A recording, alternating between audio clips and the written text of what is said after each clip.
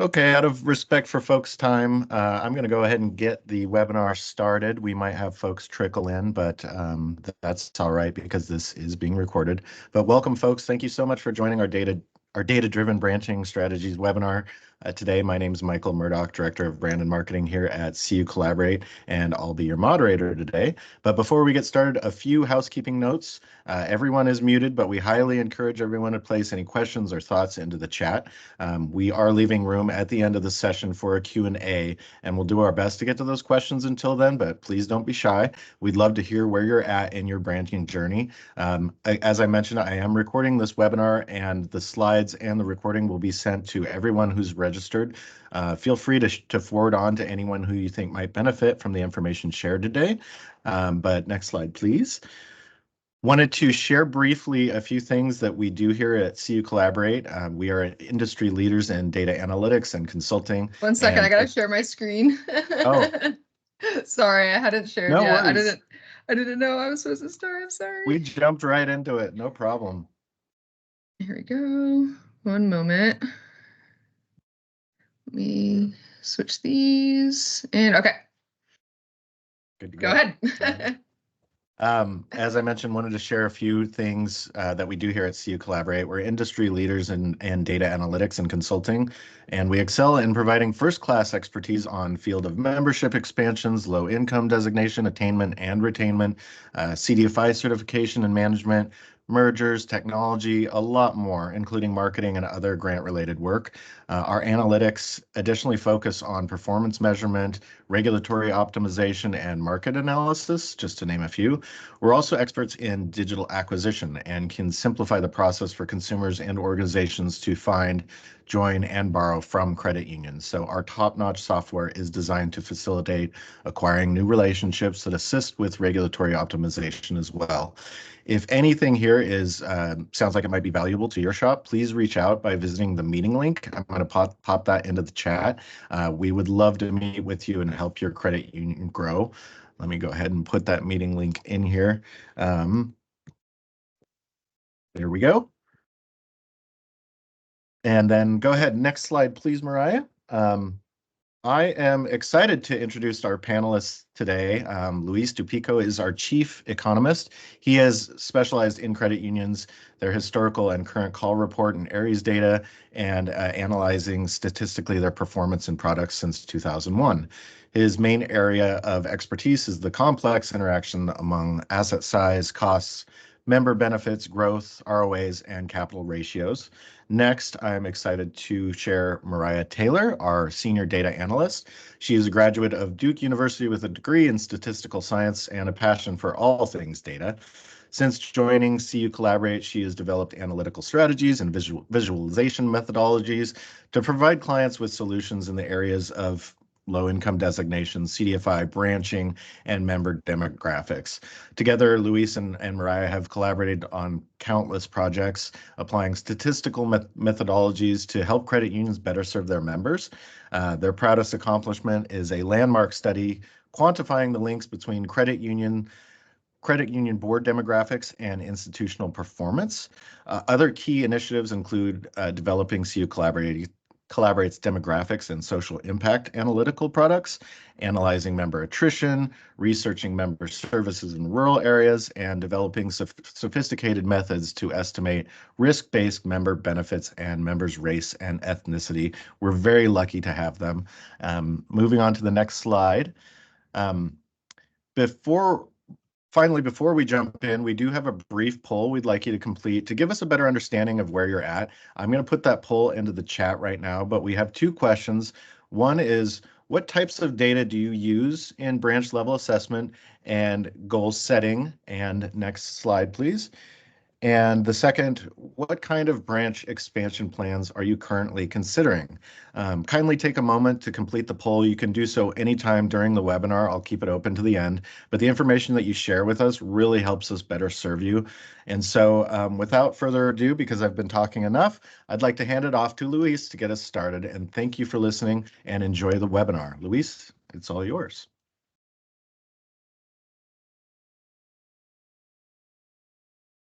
I needed to get the mic off.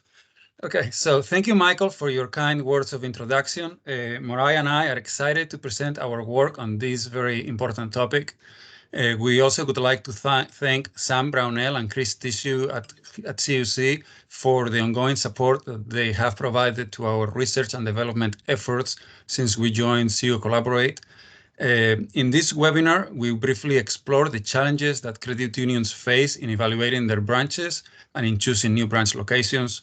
We also present the data-driven products that CU Collaborate has developed to help credit unions in these areas. So, when approaching any topic, I find it helpful to start from the big picture. Credit unions exist to serve their members and communities. This includes serving current members, reaching out to members within the current field of membership that have yet to join, and considering how the field of membership should expand over time. In doing all of this, credit unions face unavoidable choices on how to allocate their resources. The more resources they allocate to serve current members, the fewer they have for expansion. The more resources they allocate to reaching out to potential members, the fewer resources they have for current members. These are complex and unavoidable choices that boards of directors should face explicitly. These choices include how much to spend on marketing and how much to focus marketing on current versus potential members. These choices also include whether to open new branches and where to locate them. One could focus on new branches serving existing members or on new branches that would reach out to potential members. So credit unions face challenges in evaluating the performance of their branches and in setting goals for them. Branch performance is not the result of only managerial and employee effort and ability. Some branches may naturally grow more or less quickly, depending on the economic and population growth rates of the areas in which they are located, or on how many branches other banks and credit unions are operating in the same area. What will happen if you set the same growth goals for all your branches, say 10%? Consider a branch in a booming area that would naturally grow by 15%. If the branch grew by 12%, you could find yourself rewarding a worse manager that actually delivered substandard performance. Consider a branch in a slower area that would naturally grow by 5%. If the branch actually grew by 8%, if you had a company goal of 10%, you could find yourself punishing an excellent manager who actually outperformed in a tougher market. So if your branch goals do not take into account local conditions, you will not reward managerial effort, but might instead simply be pushing everyone to seek transfer to branches that are cushier.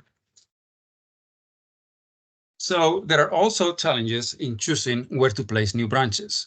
Talking to many credit unions, we hear of many cases where new branch locations are chosen in ad hoc manners, based on employees' gut feeling or on the gut feeling of realtors and builders about the locations that happen to be most readily available currently. There's a lot to be said for incorporating personal knowledge, gut feeling, in decision making.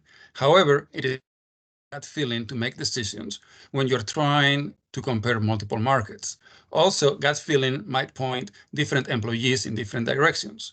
Moreover, as you consider markets that are farther and farther from your core market, gut feeling will become less and less helpful. Instead, data-driven approaches can readily incorporate key information such as economic growth, population growth, and bank branch density in the areas that one is considering. Data-driven approaches also would help better evaluate the distribution of current members around current and potential branch locations. So, to help address these challenges, at CU Collaborate, we have developed the Branch Performance Predictive Model, or BPPM for short, to help assess how much branches outperform expectations historically and currently, and to help set branch growth goals 1 to 3 years into the future. To properly measure whether branches are outperforming, we develop baselines of expected performance that take into account past performance, branch age, national and local economic, demographic, and competition conditions across thousands of bank branches nationwide throughout 2011 to 2023.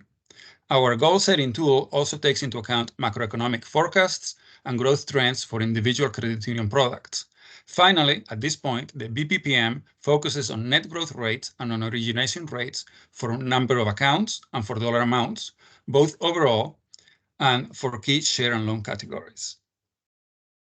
This next slide simply highlights some of the many data sources that we have used, including credit union data from the NCUA, bank branch deposit data from the FDIC, macroeconomic data from the BEA and the BLS, and demographic from the Census Bureau. In this slide, we briefly mention some of the methodologies that we have used, for instance, to handle missing values, outliers, and the impact that opening and closing one's own branches have on your other branches. We have also thought hard about the best ways to attribute members and accounts to specific branches. Again, our focus is on outperformance, developing models of expected performance, and seeing how much branches are ahead of or fall behind expectations. We have also developed adjustments that calibrate models to ensure that predictions always remain realistic. So should you decide to use the BPPM for your credit union, we would need some data from you, including several years of ARIS files, the loan and share codes that pertain to those files, and your branch history, ideally including the year in which each branch was opened. So next, my research partner, Mariah Taylor, will present some of the types of deliverables that would be included if you decided to use our data-driven branch performance evaluation and goal-setting products. Thank you, Luis. So moving on to some examples of those deliverables. So the deliverables for the BPPM include both scorecards and Excel spreadsheets. First, we'll look at some examples of what we call scorecards, which cover a wide range of summary data and statistics by branch and by product. Some examples of data points we can provide you with scorecards for are total deposits and loans. So as you can see in this table, we also do some strategic highlighting where high values are highlighted in green and low values are highlighted in red.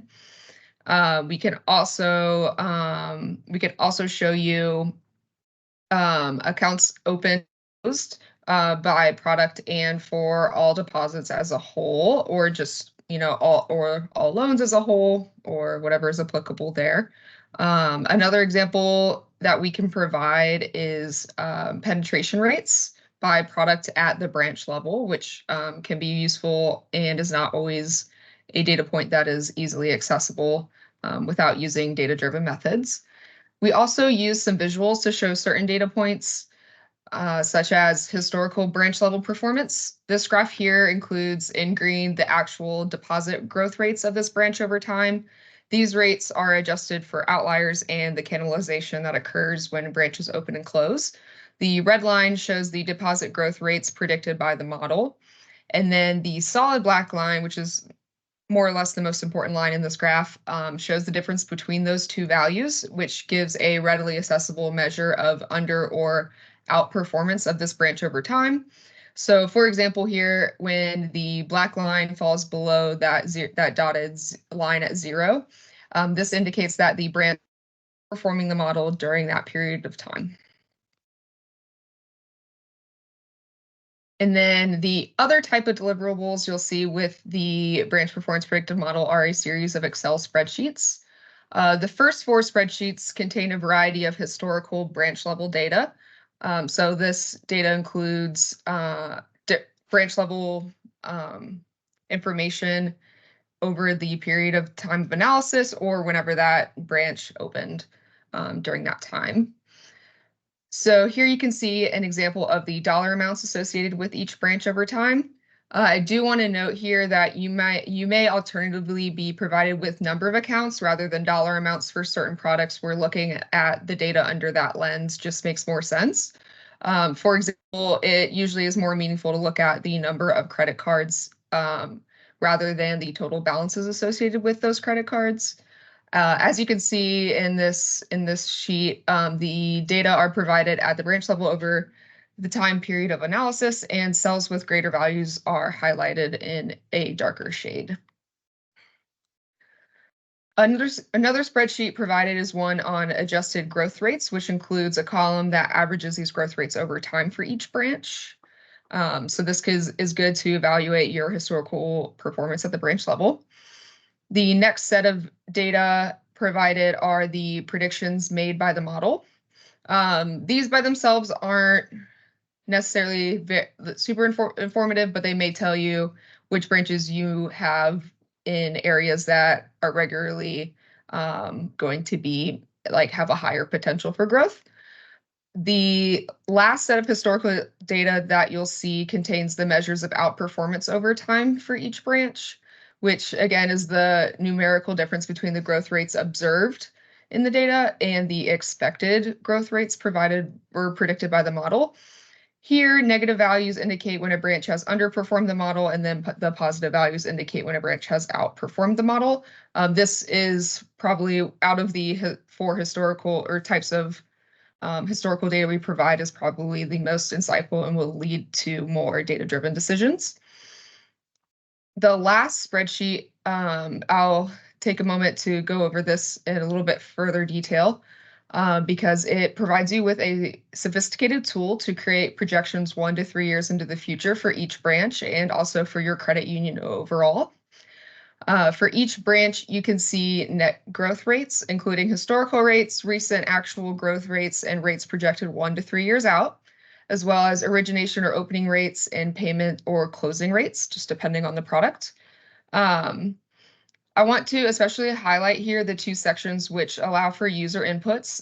The first of which at the top allows the user to adjust 1-year expectations on nationwide unemployment, GDP growth, and product growth, as well as expected outperformance of your credit union in that specific product category.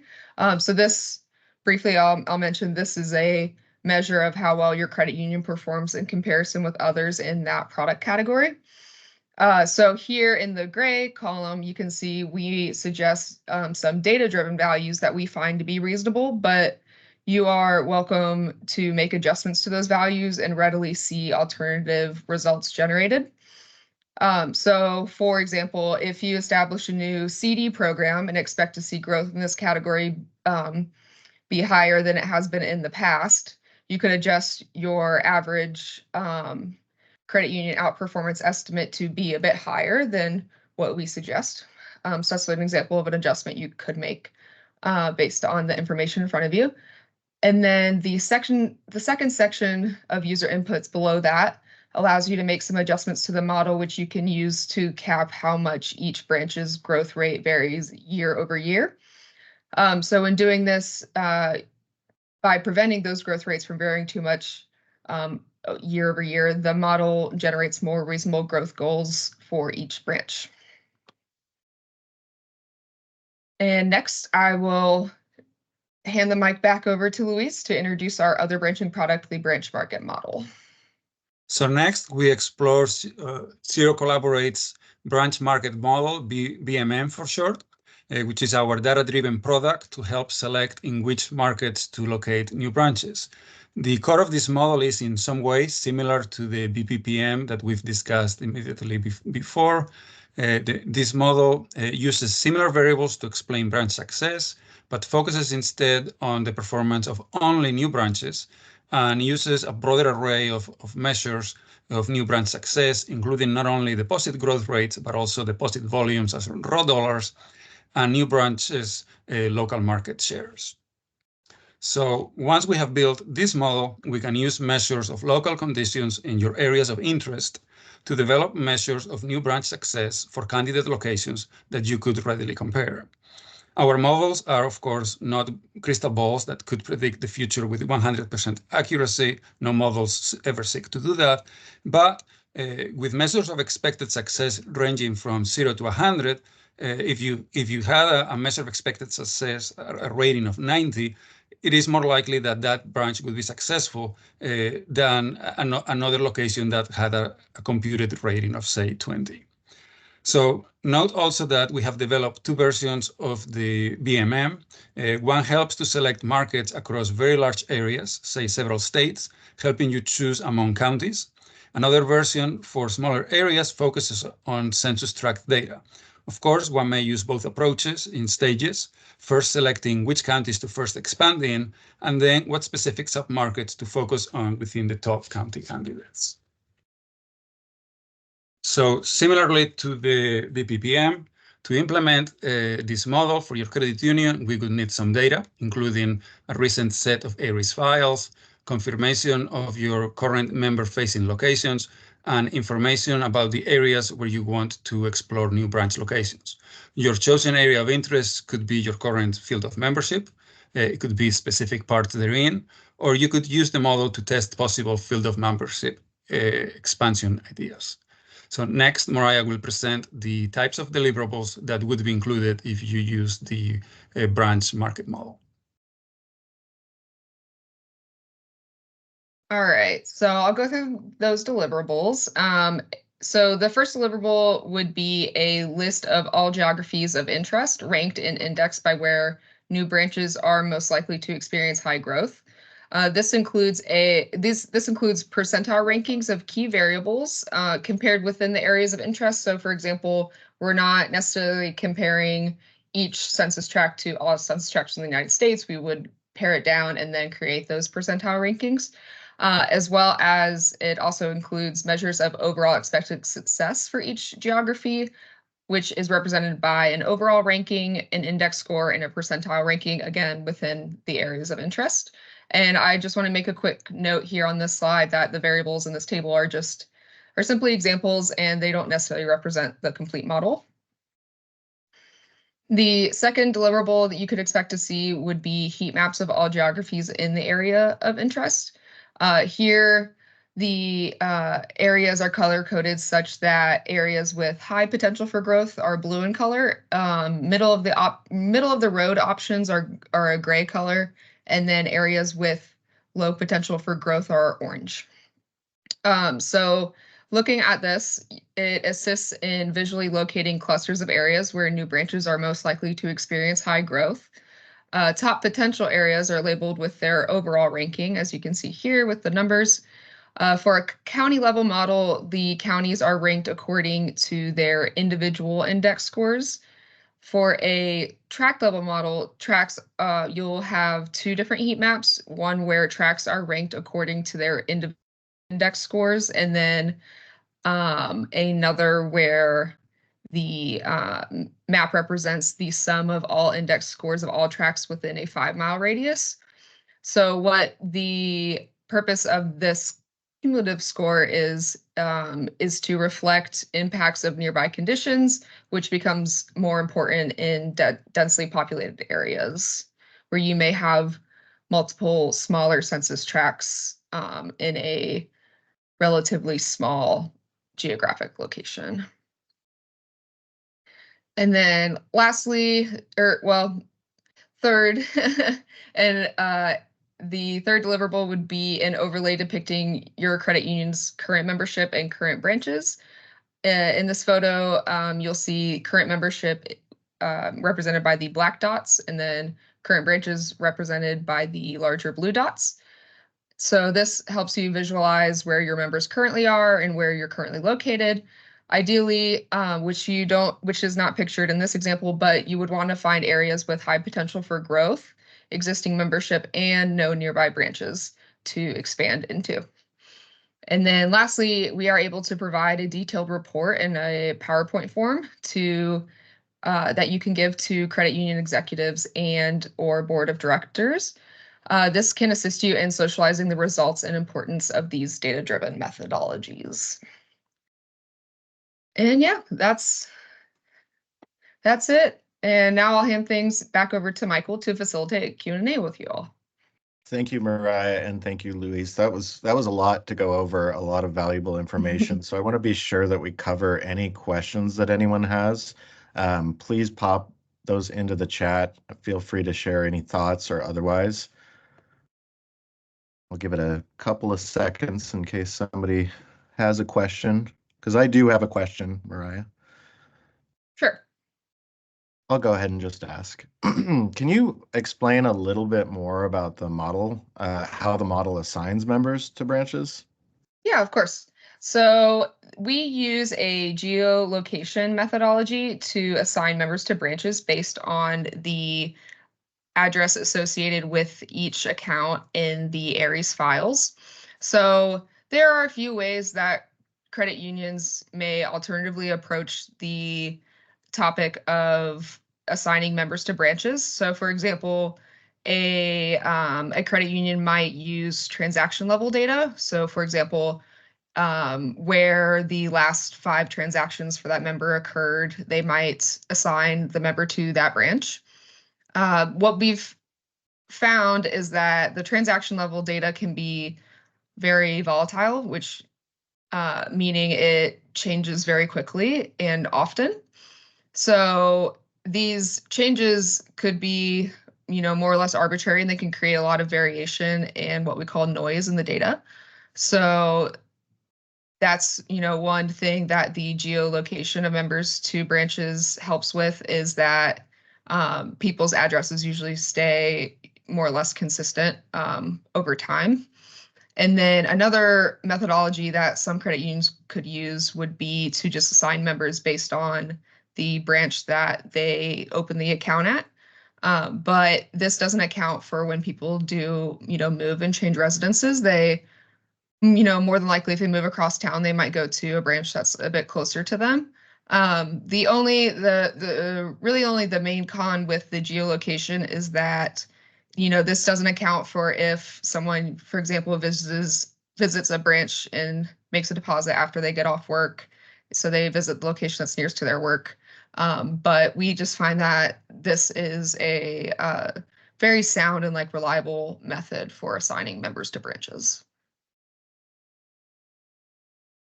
Great, thank you very much.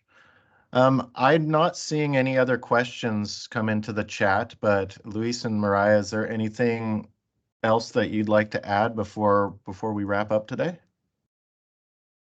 Putting you on the spot.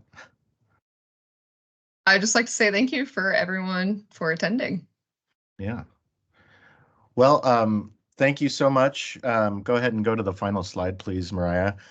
We appreciate everybody attending today. Again, I'll be sending the deck and the recording to all registrants, so keep an eye out for those materials.